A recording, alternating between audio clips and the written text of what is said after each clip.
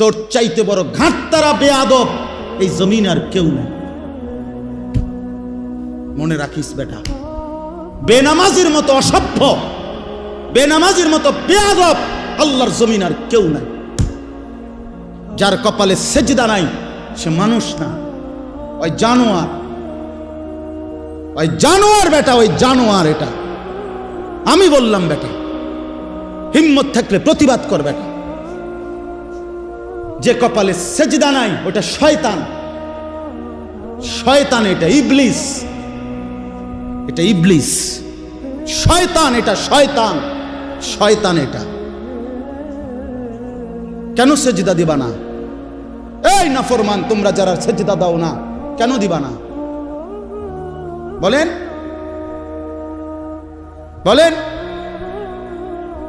আল্লাহ তাআলা এই ইবলিসকে বলেন, হুজুর 1 ঘন্টা আগেও 10 মিনিট আগেও কি কেউ তাকে শয়তান বলতো? তো তারে শয়তান কোন দিন থেকে কয়?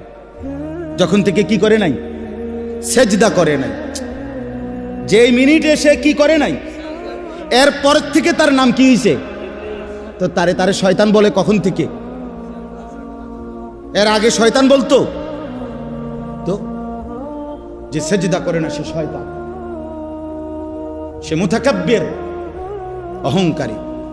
ফামা ইয়াকুনু লাকা আন তাতাকাব্বারা ফিহা, এই যে কোরআনে আছে। আল্লাহ ইবলিসকে বলছে সেজদা না করার পরেই আল্লাহ বলে, ইবলিস আমি আল্লাহর সামনে অহংকার করাটা সাজলো না, ঠিক করলা না। সেজদাটা না দিয়ে তুমি তো আমি আল্লাহর সামনে অহংকার করলা, তাতাকাব্বারা, কিবির করলা। আল্লাহ বলেন, আলাইসা ফি জাহান্নামা মাসওয়াল লিল মুতাকাব্বিরিন। আল্লাহ বলেন, নাফরমান অহংকারী, মনে রাখো জাহান্নামই কেবল তোমার ঠিকানা। হ্যাঁ নওজোয়ান, মোবাইল চালাইয়া খুব রঙে আসো, মানুষের বেডি চাও, আর সারা রাত উলঙ্গ নর্তকী দেখো, আর সারাদিন টুঁটো টুঁটো কইরা বন্ধুদের সাথে আড্ডা দিয়া খুব একটা মোসে আসো। অপেক্ষা করো, টাঙ্গাইয়া ফিটবে, অপেক্ষা করো। রঙের গুড্ডি শেষ হয়ে যাবে, একদিন দেখবা তুমি আর যুবক নাই, হয় বৃদ্ধ হয়ে গেছো নয় কবরে চলে গেছো। অমিনকুম মান ইউতাওয়াফা মিন ক্বাবলু অমিনকুম মান ইউরাদ্দু ইলা আরদালিল উমর। আল্লাহ তাআলা বলেন, অসংখ্য শিশু যখন যৌবনের দিকে আসতে থাকে, আমি আল্লাহ তাআলা এরই মাঝে কাউকে মৃত্যু দিয়ে দেই আর কাউকে বৃদ্ধ বানাই। সব শিশুই কি বুড়ো হয়? কথা বলেন। তাহলে তুমি কেমনে ভাবলা বাবা? অনেক নওজোয়ান মাশাআল্লাহ। হাসান বসরি রহমাতুল্লাহ আলাইহি একদিন যুবকদেরকে দেখে বলছিলেন, ইয়া মা'শারাশ শাবাব, হে যুবকরা শোনো, ইন্না যারআ কাদ তুদরিকুহুল আহাতু ক্বাবলা আন ইয়াবলুগা। তিনি বলেন, শোনো, বহু গাছ, বহু ফুল, বহু ফসল পরিপক্ক হওয়ার আগেই ঝরে যায়। ঝরে যায় না? এই আম গাছে যতগুলো মুকুল ধরে, যদি এতগুলো আম হইতো সবটা, কি পরিমাণ আম হইতো, কিন্তু সব মুকুল কি আম হয়? ঝরে যায় কি না? এই জন্য যুবক ভাই আমার, ওই চাচা বুড়া হয়েছে দেখা তুমি বুড়া হইবা তার কোনো নিশ্চয়তা নেই। না ভাইয়া, কোনো নিশ্চয়তা নেই। এজন্য আল্লাহ তাআলা বলেন, ইল্লাল মুসাল্লিন। এই বদভ্যাস থেকে বাঁচবে কারা? যে পাইতে দেরি হইলে হতাশ হয়ে যায়, আর পাইলে বখিল হইয়া যায়, লোভী থাকে, অধৈর্য থাকে, ভীরু হয়। আল্লাহ বলেন, মানুষের এই স্বভাব থেকে মুক্ত থাকবে কারা? ইল্লাল মুসাল্লিন, পাক্কা নামাজি যারা।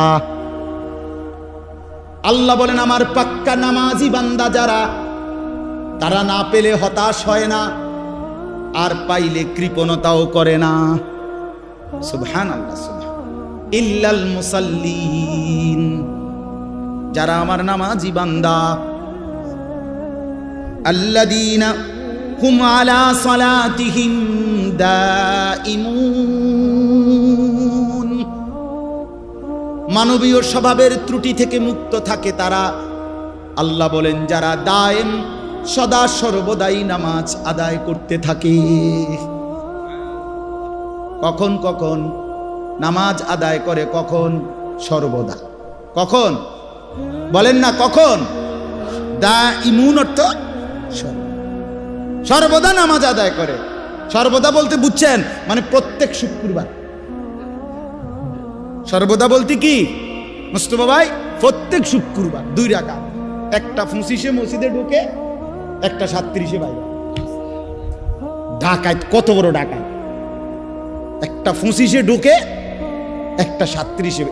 এই 10 মিনিটের মধ্যে 20 মিনিটের মধ্যে গড়ির দিকে চাইছে মনে 50 বার। কারণ এই যে গুড়া কিরমি কামড়ায়,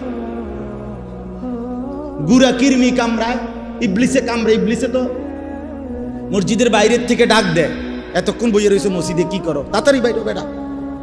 তোর মতো লোক কি মসজিদে বইয়ে থাকুন না? এই জন্য ইমাম সাহেব সালাম ফিরাইতে দেরি, সাথে সাথে মসজিদ থেকে বাইর হয়ে যায়। হায় মুসলমান! পরবর্তী 4 রাকাত সুন্নতে মুআক্কাদা নামাজ ইমাম সাহেবের আব্বার সম্পত্তি দেখা শুধু ইমাম সাহেবে পড়ে, সামনের কাতারের মুসল্লিরা পড়ে, আর আপনাদের জন্য এই নামাজের হুকুম নাই, এই জন্য আপনারা বের হয়ে যান নাকি? এটাই শরীয়ত? কথা বলেন না কেন? এটাই দিন? তাহলে এই 2 রাকাত নামাজ পড়া, শুধুমাত্র শুক্রবারে জুমার নামাজ, শুধুমাত্র 2 রাকাত নামাজ, এইটুকুই মনে রাখবেন।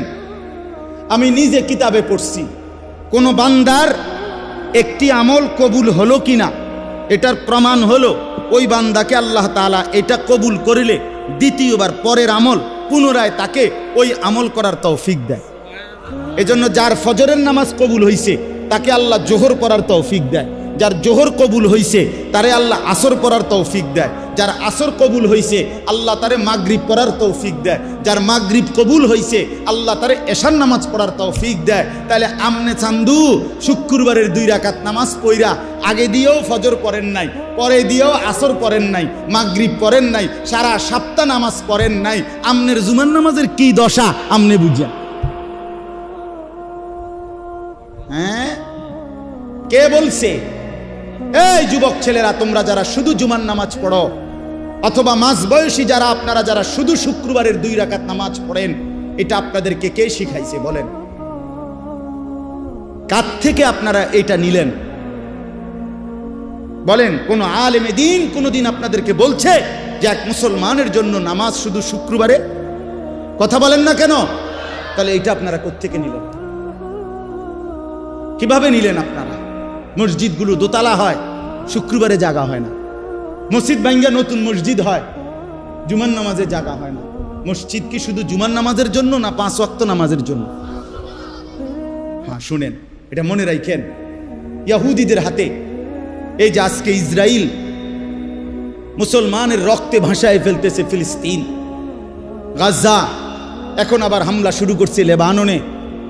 এই ইহুদি বেঈমানরা, এই ইহুদি কাফেররা, ওদের একটা ধর্মের বিশ্বাস আছে জানেন? ওদের ধর্মীয় একটা বিশ্বাস আছে। ওদের পাদ্রীদের কথা, ওদের রাব্বি যাদের ধর্মগুরু, তাদের একটা বিশ্বাস আছে।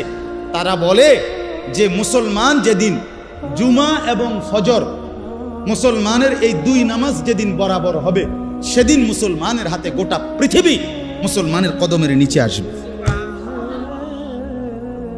কোন নামাজ? জুমা এবং ফজর। আমি নিজে কিতাবে পড়ছি।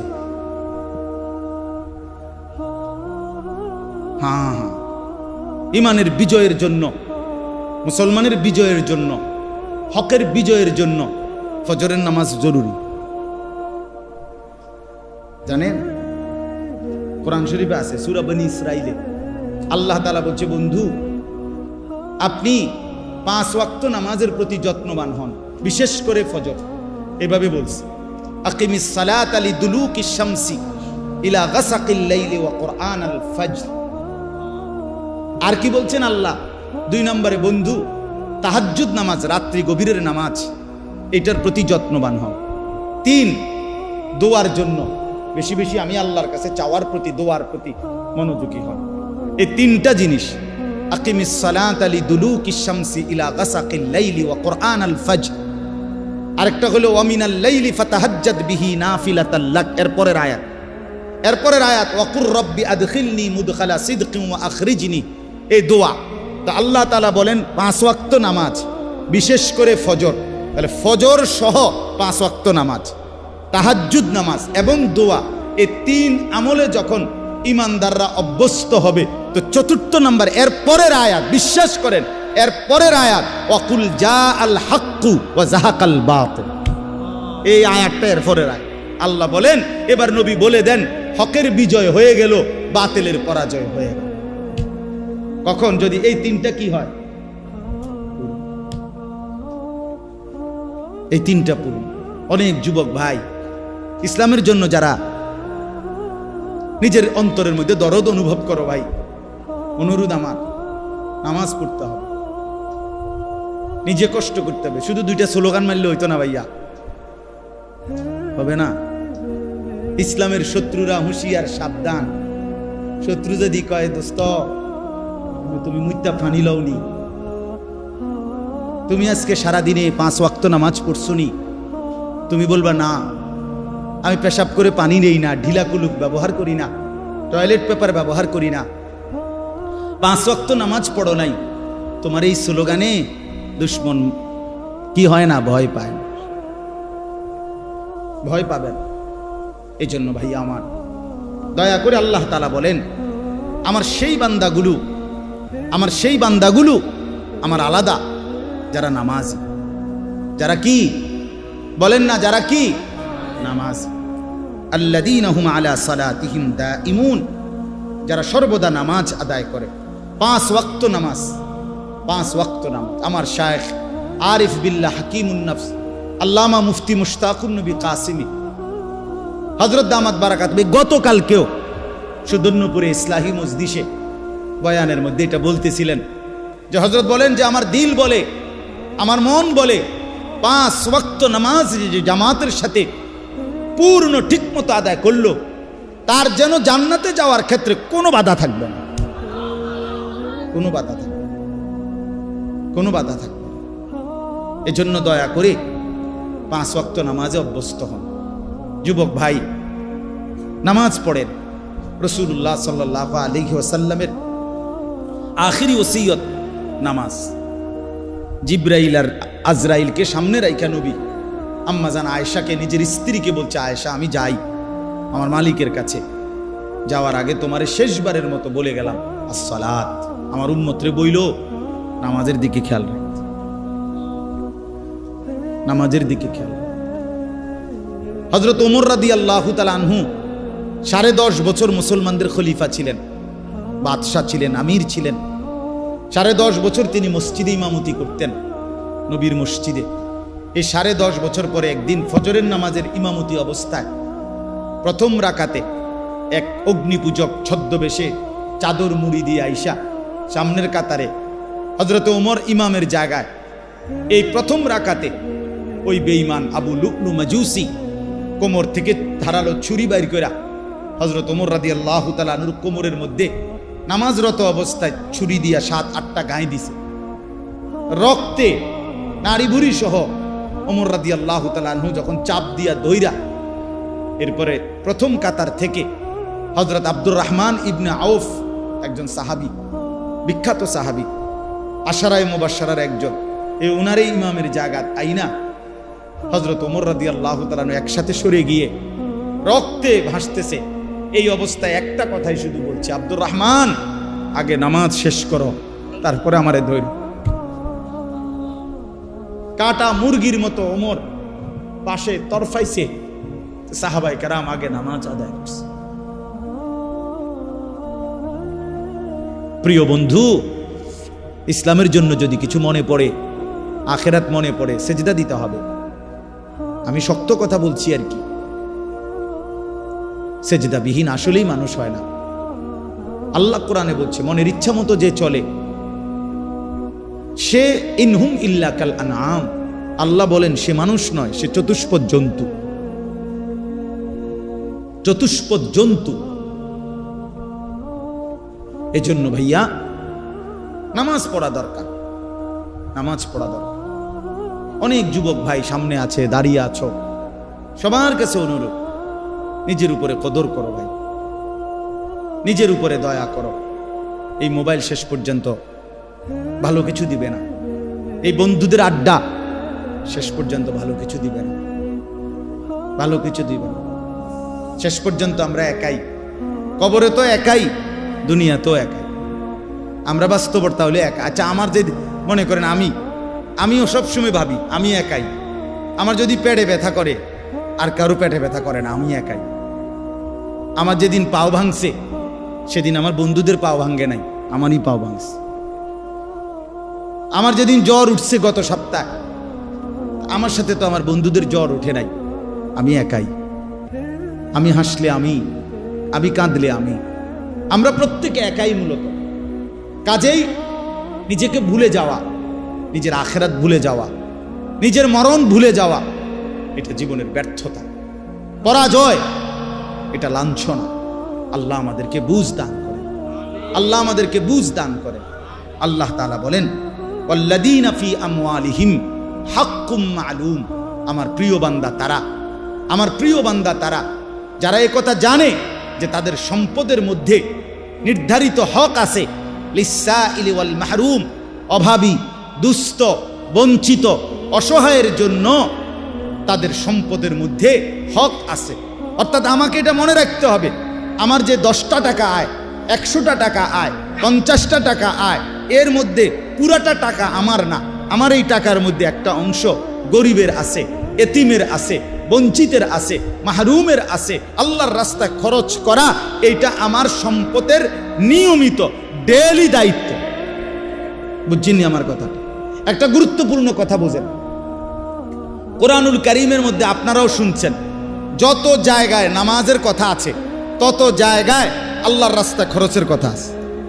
এটা শুনছেন না? এই কথা, এটা যাকাতের কথা আছে, ইনফাকের কথা আছে। এখানেও তো এই মাত্র বলল, আল্লাযীনা হুম আলা সালাতিহিম দাঈমুন, প্রিয় বান্দা তারা যারা নিয়মিত নামাজ পড়ে। আবার বললেন, প্রিয় বান্দা তারা যারা নিজের সম্পদে গরিব, দুঃখী, অসহায়, এতিম, ফকির, মিসকিনের হক আছে এ কথা মনে করে। তাহলে বোঝা গেল আমার সম্পদ পুরাটা, যাই আমার উপার্জন, পুরাটা আমার না। পুরাটা কার না? কথা বলেন না। আমার, পুরাটা আমার না।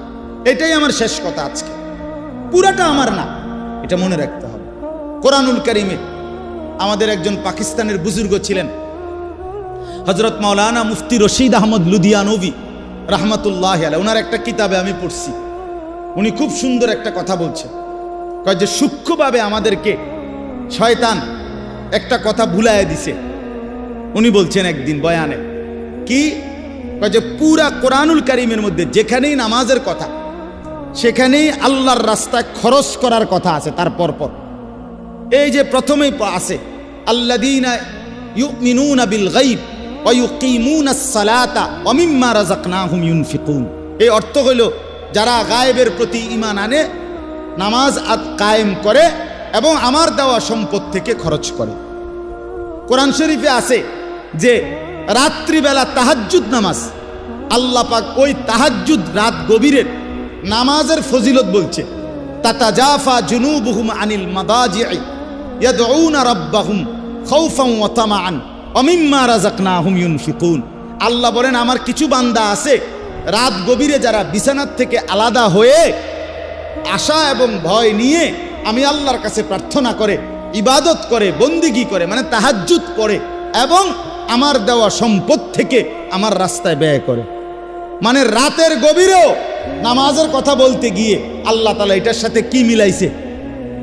আল্লাহর রাস্তা খরচের কথাটা মিলাইছে। কোন জায়গায় এটা বাদ দেয় না। তার মানে কি বুঝাইতে চাইছে? বুঝাইতে চাইছে আল্লাহ একজন মুসলমান, একজন মুমিনের সিফাত, বৈশিষ্ট্য হইল প্রতিদিন নামাজ পড়বে, প্রতিদিন আল্লাহর রাস্তায় খরচ করবে। কথাটা আমার বুঝছেননি? এইটা মুমিনের সিফাত, এটা জান্নাতি বান্দার বৈশিষ্ট্য, এটা প্রিয় বান্দার বৈশিষ্ট্য। নামাজ পড়বে কোন দিন কোন দিন? কথা বলে না তো। আল্লাহর রাস্তায় দান করবে কোন দিন কোন দিন? পরিমাণে কম হোক, সামান্য, কিন্তু প্রতিদিন আমার সাধ্য মতো একটু হোক। নবীজি বলছে খেজুরের দানা হোক, ওয়ালাউ বিশিক্কি তামারা, খেজুরের আটি, খেজুরের দানার পরিমাণে হোক, একটা চকলেট পরিমাণে হোক, একটা বুটের দানা পরিমাণে হোক। রাসূলুল্লাহ সাল্লাল্লাহু আলাইহি ওয়াসাল্লাম বলছে ইত্তাকুন নার, জাহান্নাম থেকে বাঁচো, প্রয়োজনে খেজুরের দানা দিয়ে হলেও। এজন্য বললাম এটা সিফাত বানানো চাই। আপনাদের কাছে অনুরোধ রইল, আমি আপনি প্রত্যেকেই এই গুণ, এই বৈশিষ্ট্য আমাদের মধ্যে থাকা চাই। আল্লাহ তাআলা এটা আমাদের কাছে চান যে বান্দা নামাজ পড়বে প্রতিদিন, আল্লাহর রাস্তায় খরচও করবে কোন দিন?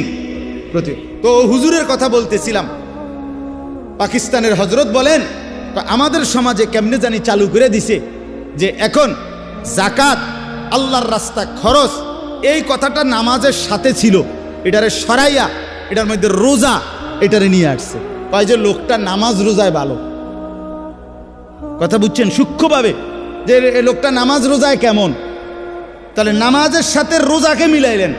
হযরত বলেন যে না, কোরআনে তো সব জায়গায় নামাজের সাথে কি কি মিলাইছে?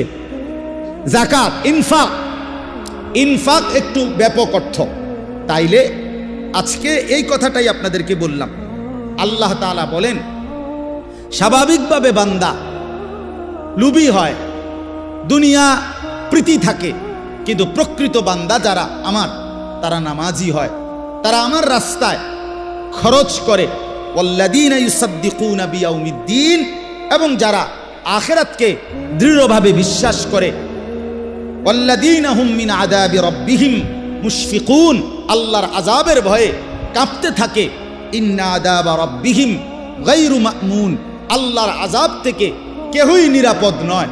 আল্লাহ চাইলে যে কাউকে আযাব দিতে পারেন, পারেন কি না বলেন? তাইলে এবার আমার কথার খুলাসা আসেন। এই আয়াতগুলো দ্বারা আমি কি বুঝাইতে চাইলাম?